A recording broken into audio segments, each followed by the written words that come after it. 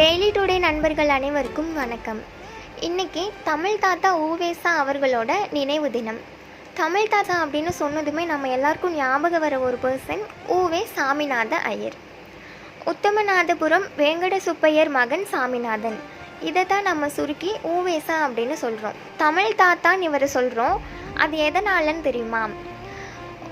அழிஞ்சிட்டு இருந்த சங்ககால நூல்களையும் ஓலைச்சுவடிகளாக இருந்ததையும் தேடி தேடி கண்டுபிடிச்சி அதை பதிப்பிச்ச உரைநடை ஆசிரியராக இருந்ததால் இவரை தமிழ் தாத்தா ஊவேசா அப்படின்னு நம்ம எல்லாரும் சொல்கிறோம்.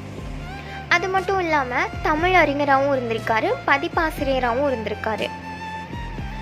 தஞ்சாவூர் மாவட்டத்தில் பாபநாசத்துக்கு பக்கத்தில் உத்தமநாதபுரம் அப்படின்னு ஒரு கிராமத்தில் வேங்கட சுப்பையாவுக்கும் சரஸ்வதிக்கும் மகனாக 1855 பிப்ரவரி 19 பிறந்தார் வேங்கடநாதன். பிற்காலத்தில் திருவாடுதுறை ஆதீனம் இடத்துல படிக்கும்போது சாமிநாதன் அப்படின்னு தன்னோட பேரை மாற்றிக்கிட்டாரு.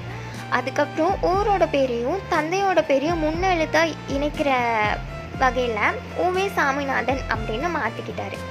இவரோட தந்தை இசை கலைஞராக இருந்திருக்காரு.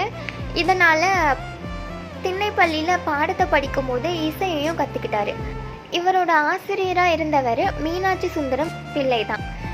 செய்யுள், பாடல், கவிதை இது எல்லாத்தையும் எப்படி எழுதுறதுன்னு கற்றுக்கிட்டாரு. இலக்கணம், இலக்கியத்தை பற்றியும் கற்றுக்கிட்டாரு.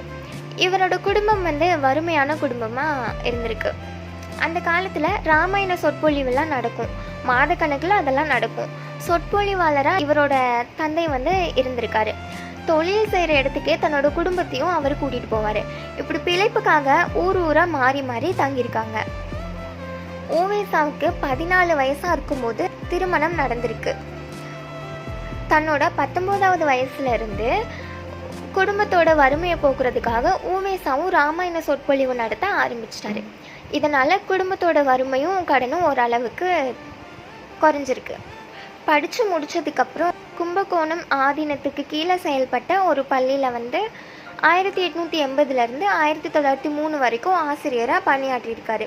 அதுக்கப்புறம் சென்னை பல்கலைக்கழகத்தில் 1903 பணிக்கு சேர்ந்திருக்காரு. 16 வருஷம் அங்கே பணியாற்றியிருக்காரு. 1919 அந்த பணியிலேருந்து ஓய்வு பெற்றிருக்காரு. ஆங்கிலம், சமஸ்கிருதம் தான் பெரிய மொழின்னு தூக்கி பிடிக்கிறவங்களுக்கு இவர் ஒன்று சொல்லுவார். தமிழ் மொழிக்கு முன்னாடி இந்த 2 மொழியும் கும்பிடு போட்டு காலில் விழற அளவுக்கு தொன்மை வாய்ந்த சிறப்பு மொழி தமிழ் அப்படின்னு சொல்லுவார். சீவக சிந்தாமணியை புதுப்பிக்கிறதுக்காக அதோட குறிப்புகள் எல்லாம் தேடி சேகரித்து அதை சரி பார்த்துட்டு இருக்கும்போது அதை வெளியே வரவிடாமல் செய்கிறதுக்காக பெரிய சிக்கல்கள்லாம் இருந்துச்சு. அந்த சிக்கல்கள் எல்லாத்தையும் வெற்றிகரமாக முறியடித்து வெளியே கொண்டு வந்திருக்காரு. அதுக்கப்புறம் சிலப்பதிகாரம், பத்துப்பாட்டு, புறநானூறு, மதுரைக்காணி, குறிஞ்சிப்பாட்டு, பட்டினப்பாலை, மலைப்படுகடம் இந்த மாதிரி சங்ககால நூல்கள் எல்லாத்தையும் புதுப்பித்து வருங்கால தலைமுறைக்கு அறிமுகப்படுத்தியிருக்காரு. மணிமேகலை நூலுக்கு உரையும் எழுதியிருக்காரு. தமிழுக்கு இவ்வளோ தொண்டைகள் செஞ்ச ஊவேசா 1940 ஏப்ரல் 28 தன்னோட 87வது வயசில் இந்த உலகத்தை விட்டு மறைஞ்சிருக்காரு. உத்தமநாதபுரத்தில் ஊவேசா பிறந்த வீடு அரசால் நினைவில்லமாக மாற்றப்பட்டிருக்கு.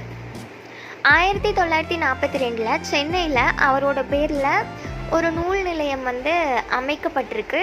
இன்றைக்கும் அது செயல்பட்டுட்டு தான் வருது. இந்த வீடியோ யூஸ்ஃபுல்லாக இருந்துச்சுன்னா உங்கள் ஃப்ரெண்ட்ஸ்க்கு ஷேர் பண்ணுங்கள்.